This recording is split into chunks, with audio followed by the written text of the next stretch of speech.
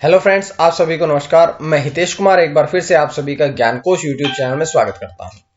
आज है 1 फरवरी और 1 फरवरी से जितनी भी करंट अफेयर्स बनेंगी वो हम आज की वीडियो में चर्चा करेंगे।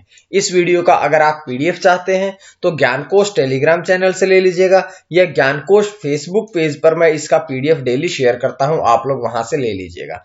दोनों का लिंक मैंने डिस्क्रिप्शन में दे दिया गया है, आप लोग वहां से इसे आसानी से डाउनलोड कर लीजिएगा। तो चलिए शुरू करते हैं आज की करंट अफेयर्स। बात करते हैं सबसे पहले प्रश्न की। तो पहला प्रश्न है आपकी स्क्रीन पे कि भारत का पहला जेंडर पार्क स्थापित किया गया। तो भारत का जो पहला जेंडर पार्क है वो कहां पर स्थापित किया गया?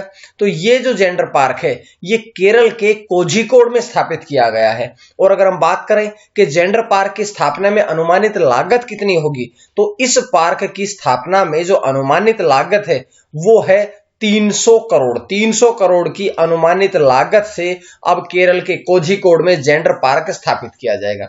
इसका जो उद्घाटन है वो 11 से 13 फरवरी तक, यानी कि इसी महीने 2 सप्ताह बाद 11 से 13 फरवरी तक मुख्यमंत्री पिनाराई विजयन के द्वारा इसका उद्घाटन किया जाएगा। और जो उद्देश्य है, जो जेंडर पार्क को स्थापित करने का उद्देश्य है वो है जेंडर पार्क को प्रासंगिक हस्तक्षेप बनाना ही इसका मुख्य उद्देश्य है।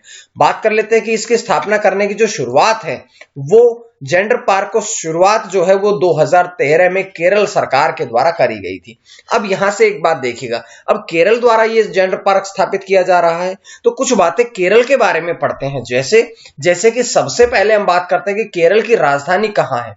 केरल की राजधानी है तिरुवनंतपुरम। जिले कितने हैं? तो केरल राज्य में 14 जिले हैं। गठन की बात करी जाए तो केरल राज्य का जो गठन है वो 1 नवंबर 1956 को हुआ था। राजभाषा कौन सी है केरल की? तो केरल की राजभाषा है मलयालम। यहां से 3 प्रश्न और इंपॉर्टेंट है कि जैसे केरल की विधानसभा सीटें कितनी है? 140। राज्यसभा सीटें कितनी है? 9। लोकसभा सीटें कितनी है? 20। तो ये सारी की सारी जो बातें हैं ये हमने इस प्रश्न के अलावा केरल से भी पढ़ ली है। उसके पश्चात बढ़ते हैं अगले प्रश्न की तरफ। अगला प्रश्न है कि पहली बार दुर्लभ बर्फीला उल्लू देखा गया है। तो पहली बार जो दुर्लभ बर्फीला उल्लू है ये कहां पर देखा गया है? ये देखा गया है न्यूयॉर्क के सेंट्रल पार्क में। न्यूयॉर्क के सेंट्रल पार्क में ये जो दुर्लभ बर्फीला उल्लू है ये अब देखा गया है। इसे आखिरी बार 1890 में देखा गया था, यानी कि लगभग 130 वर्षों के बाद दोबारा से दुर्लभ बर्फीला उल्लू जो है ये देखा गया है। अब जो बर्फीला उल्लू है इसे हिम उल्लू के नाम से भी जाना जाता है। तो ये जानकारी हमने इस प्रश्न से पढ़ ली है। इसके पश्चात ये फोटो भी लगी हुई है हिम उल्लू की या दुर्लभ बर्फीले उल्लू की, ये देख लीजिएगा। जिसके पश्चात बढ़ते हैं हम अगले प्रश्न की तरफ। अगला प्रश्न है आपकी स्क्रीन पे कि किसान कल्याण योजना के तहत 400 करोड़ रुपए की धनराशि हस्तांतरित की गई है। तो 400 करोड़ की जो धनराशि है ये कहां पर, किस राज्य में हस्तांतरित करने की घोषणा करी गई है? तो ये है मध्य प्रदेश में। और मध्य प्रदेश राज्य में मुख्यमंत्री शिवराज सिंह चौहान द्वारा ये घोषणा करी गई है।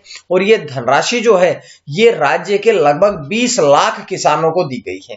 इसके अलावा मुख्यमंत्री शिवराज सिंह चौहान ने यह कहा है कि राज्य के प्रत्येक किसान को प्रतिवर्ष 10,000 रुपए दिए जाएंगे। तो ये जानकारियां मैंने आपको यहां से दी है। इसके पश्चात बढ़ते हैं अगले प्रश्न की तरफ। चौथा प्रश्न पढ़ने से पहले थोड़ी सी जानकारियां मध्य प्रदेश के बारे में पढ़ेंगे, क्योंकि मध्य प्रदेश राज्य में घोषणा करी गई है तो मध्य प्रदेश के बारे में पढ़ लेते हैं। मध्य प्रदेश के बारे में पढ़ते हैं। मध्य प्रदेश की राजधानी कहां है? भोपाल में। जिले कितने हैं? 55। राजभाषा कौन सी है? सिंधी, हिंदी और बुंदेली। गठन कब हुआ था? 1 नवंबर 1956 को मध्य प्रदेश राज्य का गठन किया गया था। और बात करें विधानसभा सीटों की तो 231 विधानसभा सीटें हैं, 29 लोकसभा सीटें हैं और 11 जो है वो राज्यसभा सीटें हैं। देखिएगा भोपाल जो इसकी राजधानी है वो राज्य के मध्य में स्थित है, जैसा कि फोटो में दर्शाया गया है। तो ये जानकारी हमने यहां से पढ़ ली है।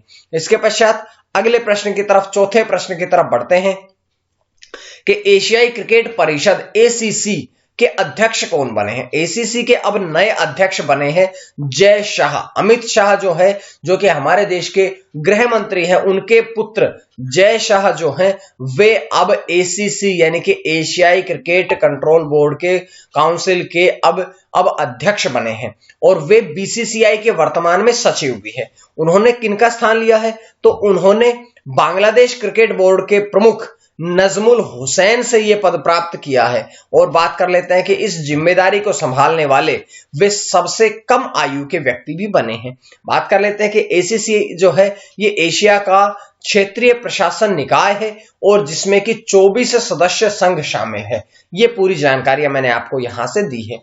जिसके पश्चात बढ़ते हैं हम अगले प्रश्न की तरफ। इस प्रश्न से अगले प्रश्न की तरफ बढ़ने से पहले छोटी सी जानकारी और है कि एसीसी की फुल फॉर्म क्या है।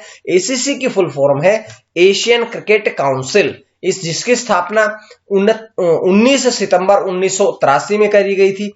मुख्यालय कोलंबो श्रीलंका में है और इसके चेयरमैन जो हैं वे हैं अमिताभ चौधरी। तो ये सारी बातें हमने यहां से पढ़ी है। इसके पश्चात है पांचवा प्रश्न कि उत्तर भारत का पहला डॉग पार्क, कुत्तों का पार्क जो है ये बना है कहां पर? ये चंडीगढ़ में बना है और चंडीगढ़ के सेक्टर 42 सेक्टर 42 में इसकी स्थापना करी गई है।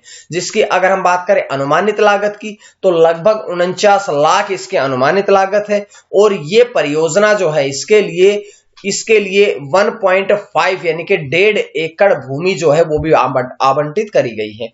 चंडीगढ़ शहर जो है ये हरियाणा और पंजाब दोनों राज्यों की राजधानी भी है। तो पूरी तरह से जानकारी इस प्रश्न से हमने पढ़ ली है। जिसके पश्चात पांचवें प्रश्न के पश्चात हम बढ़ते हैं आज के प्रश्न की तरफ। तो आज का प्रश्न कौन सा है?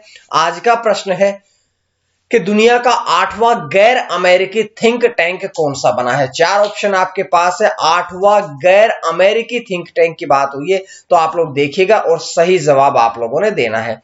जिसके पश्चात कल का प्रश्न, कल मैंने आपसे पूछा था कि माउंट मेरापी जो ज्वालामुखी है वो किस देश में फटा है? तो ये इंडोनेशिया में फटा है। और इंडोनेशिया देश के बारे में जानकारी रखिएगा कि इंडोनेशिया देश में विश्व के सबसे ज्यादा सक्रिय ज्वालामुखियों में से एक है।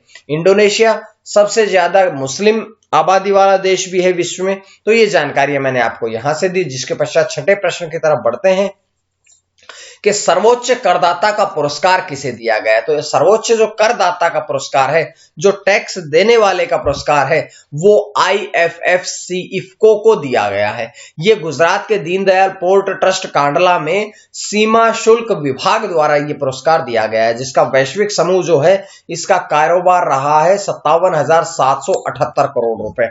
और इफ्को जो है ये दुनिया की अग्रणी उर्वरक सहकारी संस्था है। जिसके पश्चात अब इफ्को के बारे में थोड़ी बातें पढ़ेंगे। जैसे कि इफ्को के बारे में हम पढ़ें कि इफ्को की फुल फॉर्म, इसकी फुल फॉर्म है इंडियन फार्मर्स फर्टिलाइजर कोऑपरेटिव। उसके बाद में स्थापना कब हुई थी? 3 नवंबर 1967 में इसकी स्थापना करी गई थी। जिसका मुख्यालय जो है वो है नई दिल्ली में। इसके चेयरमैन कौन है? इसके चेयरमैन है BS नकाय। और MD और CEO की बात करें, MS नहीं है, ये MD और CEO की अगर हम बात करें तो वो है US अवस्थी। तो इस प्रकार से पूरी जानकारी मैं आप लोगों के लिए यहां से लेके आया हूं। अगला प्रश्न, 7वां प्रश्न आपकी स्क्रीन पे आता है कि विदेशियों के चुनिंदा समूह को नागरिकता देने की योजना बनाई गई है। तो ये योजना किसके द्वारा बनाई गई है? ये UAE यानी कि संयुक्त अरब अमीरात के द्वारा ये योजना बनाई गई है। जिसका मुख्य उद्देश्य क्या है? तो इसका उद्देश्य है UAE की प्रतिभा को एक तरह से आकर्षित करना जो देश के विकास को बढ़ावा दे सके। और इस प्रक्रिया को औपचारिक रूप देने वाला पहला खाड़ी अरब देश भी कौन सा बना है? UAE ही बना है। विदेशी निवास जो है वो UAE की आबादी का 80% से अधिक हिस्सा बनाते हैं। तो ये पूरी जानकारी यहां से मिली। इसके पश्चात थोड़ा अगला प्रश्न, 8वां प्रश्न कि ताइवान का पेगाट्रॉन कॉरपोरेशन ने निवेश करने का फैसला लिया है। तो भारत के कौन से राज्य में निवेश करेगा? अब इसने तमिलनाडु राज्य में निवेश करने का फैसला लिया है। बात करें हम इसका उद्देश्य क्या है? तो इसका उद्देश्य है इलेक्ट्रॉनिक्स, मोबाइल फोन और उसके पार्ट्स बनाना ही इसका मुख्य उद्देश्य है। जिसके बारे में बढ़ते हैं कि इसके साथ तमिलनाडु में निवेश करने वाले अन्य कंपनियां कौन कौन सी हैं? सन एडिशन और ओला इलेक्ट्रिक, ये 2 अन्य कंपनियां भी हैं जिन्होंने तमिलनाडु में निवेश करने का फैसला लिया है। जिसके पश्चात बढ़ते हैं 9वें प्रश्न की तरफ कि SBI कार्ड और भुगतान सेवा के MS और CEO कौन बने हैं? MD और CEO कौन बने हैं? तो इसके MD और CEO बने हैं राम मोहन राव अमारा। राम मोहन राव अमारा जो है वे अब इसके एमडी और सीईओ बने हैं। उन्होंने किनका स्थान लिया है? तो अश्विनी कुमार तिवारी का उन्होंने स्थान लिया है। इससे पहले वे भोपाल सर्कल के मुख्य महाप्रबंधक पद पर थे।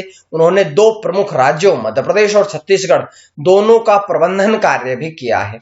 बात कर लेते हैं एसबीआई कार्ड के बारे में, तो स्टेट बैंक ऑफ इंडिया इसकी फुल फॉर्म है, जिसकी स्थापना 1998 में करी गई थी और इसका मुख्यालय जो है वो है गुरुग्राम हरियाणा में। पूरी जानकारी आपके पास आई। उसके पश्चात अंतिम प्रश्न 10वां प्रश्न आपकी स्क्रीन पे है कि अमेरिका ने ईरान के लिए राजदूत नियुक्त किया है। किसे राजदूत नियुक्त किया है? रोब मेले को अब अमेरिका देश ने, जो बाइडेन की सरकार में अमेरिका ने अब ईरान के लिए उन्हें राजदूत नियुक्त किया है। उन्होंने ईरान के साथ 2015 के परमाणु समझौते के वास्तुकार के रूप में जाना जाता है। वे इंटरनेशनल क्राइसिस ग्रुप के प्रमुख के रूप में सेवारत है और एक गैर सरकारी संगठन है यह एक, जो कि संघर्ष के समाधान पर केंद्रित होता है। तो ये पूरी जानकारी मैं आपके लिए आज की वीडियो से लेके आया हूं। उम्मीद है आपको वीडियो पसंद आई होगी और अगर पसंद आई तो आप लोग ज्ञानकोश यूट्यूब चैनल को सब्सक्राइब कर लीजिएगा ताकि आपको डेली वीडियोज इसी प्रकार से मिलती रहे। इसका पीडीएफ आप फेसबुक पेज से ले लीजिएगा या टेलीग्राम चैनल से ले लीजिएगा, जिसका नाम भी ज्ञानकोश ही है। तो आज के लिए इतना ही। मां सरस्वती की कृपा आप सभी पर बनी रहे। आप सभी का बहुत बहुत धन्यवाद।